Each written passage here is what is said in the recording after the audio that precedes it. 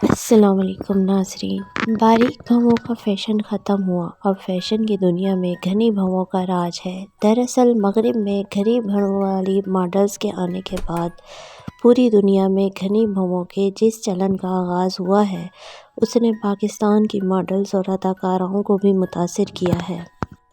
اگر آپ کی بھویں مروجہ اصولوں کے مطابق گھنی نہیں ہیں تو آپ آسان قدرتی طریقوں پر عمل کر کے اپنی مہین بھووں کو گھنا بنا سکتے ہیں۔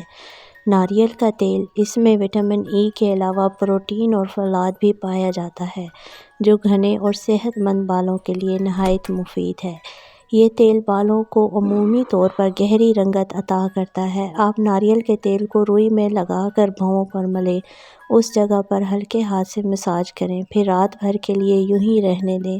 صبح نیم گرم پانی سے دھو لیں۔ 2 ماہ تک روزانہ یہ عمل کریں، آپ خود تبدیلی کو محسوس کریں گی۔ اس تیل کی خوشبو سے نہ صرف نیند اچھی آتی ہے بلکہ یہ نہایت سستا اور ہر گھر میں پایا جانے والا تیل ہے۔ زیتون کا تیل، یہ تیل بھی بھووں کو گھنا اور گہری رنگت کا کرنے میں نہایت مفید ہے۔ اس میں موجود وٹامن ای سے بال بہت جلد گھنے ہو جاتے ہیں اور تیزی سے بڑھتے ہیں۔ روزانہ بھووں پر تیل لگا کر 5 منٹ مساج کر کے سو جائیں۔ اگلے دن پانی سے منہ دھو لیں۔ مطلوبہ نتائج آنے تک یہ عمل جاری رکھیں۔ ویسلین، آپ کے ہونٹوں اور جلد کو شگفتہ رکھنے کے علاوہ بھی ویسلین بہت سے کام انجام دیتی ہے۔ بھووں اور پلکوں پر ویسلین لگانے سے نہ صرف ان کی شیپ بہترین ہوتی ہے بلکہ گھنے پن اور لمبائی میں بھی اضافہ ہوتا ہے۔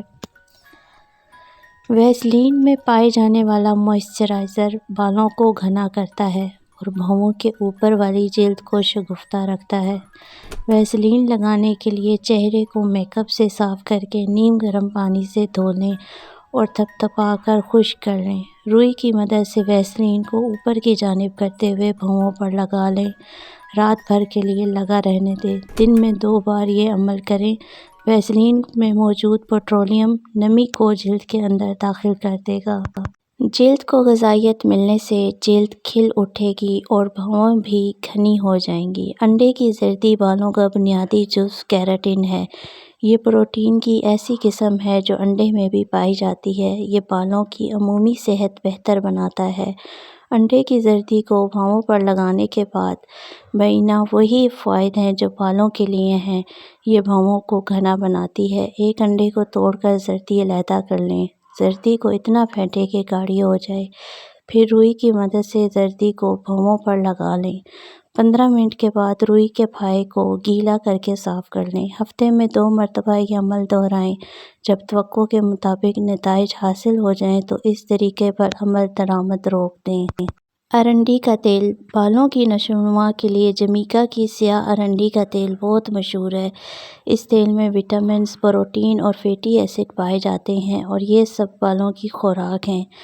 یہ بالوں کی عمدہ نشو و نما میں اہم کردار ادا کرتے ہیں۔ یہ تیل لگانے کے لیے چہرہ بالکل صاف ہونا چاہیے۔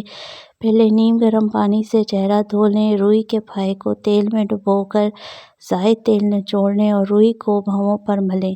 3 منٹ تک بھووں پر تیل سے مساج کریں۔ رات بھر کے لیے تیل بھووں میں لگا رہنے دیں۔ صبح نیم گرم پانی سے چہرہ دھو لیں۔ دودھ، پروٹین سے بھرپور دودھ بالوں کی جڑوں کو مضبوط بناتا ہے۔ ایک برتن میں تھوڑا سا دودھ لے کر اس میں روئی کا پھایا بھگو دیں اور بھووں پر اچھی طرح لگا لیں۔ خشک ہونے دیں اور پھر دھو لیں۔ روزانہ 1 مرتبہ یہ عمل کریں۔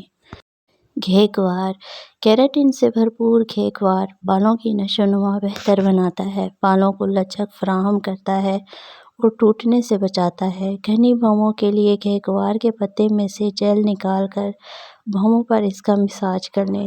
30 منٹ تک جیل بھووں پر لگی رہنے دیں، پھر نیم گرم پانی سے چہرہ دھو لیں۔ یہ عمل 6 ہفتوں میں روزانہ کریں۔ حسب منشاء نتائج حاصل ہوں گے۔ متوازن خوراک، بالوں اور بھووں کی عمدہ نشو و نما کے لیے متوازن خوراک کا استعمال نہایت ضروری ہے۔ خاص طور پر وٹامن اے، سی اور ای سے بھرپور خوراک کے علاوہ پروٹین سے بھرپور اشیاء مثلاً پنیر، ٹوفو اور دہی کو روزانہ کی خوراک کا حصہ بنائیں۔ متوازن خوراک بالوں کو بہتر بنانے کے ساتھ ساتھ آپ کو بیماریوں سے بھی محفوظ